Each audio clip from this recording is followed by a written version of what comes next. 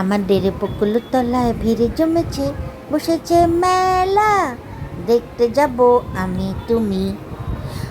বন্ধুরা, আমার ব্লগে, আমার চ্যানেলে তোমাদেরকে স্বাগত। আর এই দেখো, আজ রথ উপলক্ষে আমাদের সল্ট লেকে কলকাতা বিধাননগর মেলা প্রাঙ্গণে রথের মেলা বসেছে। তো চলো বন্ধুরা, এসো তোমাদেরকে একটু রথের মেলার একটুখানি দেখাই, একটু অ্যাম্বিয়েন্সটা দেখাই। তোমরা কিছুটা দেখলেই বুঝতে পারবে যে রথের মেলাটা কেমন বসেছে।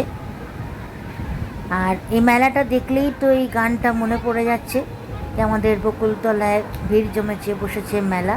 তো দেখো কত ভিড়।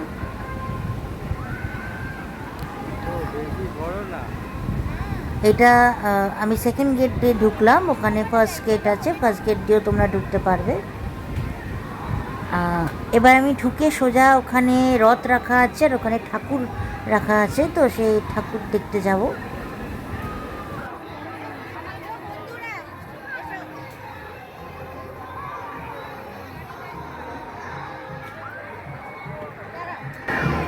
আমরা এখন যাই ঠাকুর দেখি, ওখানে ওখানে সোজা গেলে ঠাকুর আছে।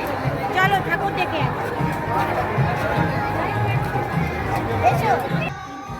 তো বন্ধুরা, এখানে অনেক নানান রকমের দোকান বসেছে, শাড়ি, জামা কাপড়, এছাড়া গয়নাগাটি, বাচ্চাদের খেলনা, অনেক রকম অনেক কিছুই আছে, ব্যাগ ট্যাগ অনেক কিছুই আছে, কাপ প্লেট, অনেক জিনিস আছে, থালা বাসন।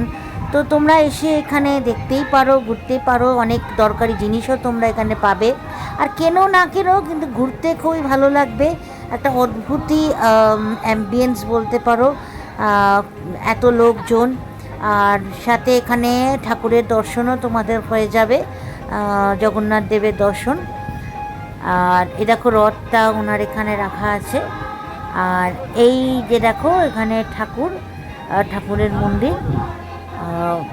এখানে এসে তোমরা ঠাকুরের দর্শন করতে পারবে, প্রসাদ পাবে, এবং এখানে ওরা খিচুড়িও ডিস্ট্রিবিউট করে, তো সেটাও চাইলে তোমরা খেতে পারবে।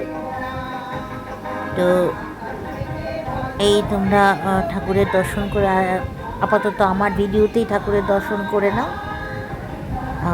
আমিও এখানে দাঁড়িয়ে ঠাকুরকে আমার অনেক অনেক প্রণাম জানালাম, আর তার কাছে এটাই প্রার্থনা করলাম যে আমরা প্রত্যেকে যেন সুস্থ থাকি, ভালো থাকি, আর আনন্দে থাকি, সবাইকে যেন সে সুস্থ রাখে, এটাই আমার ঈশ্বরের কাছে, তার কাছে প্রার্থনা ছিল।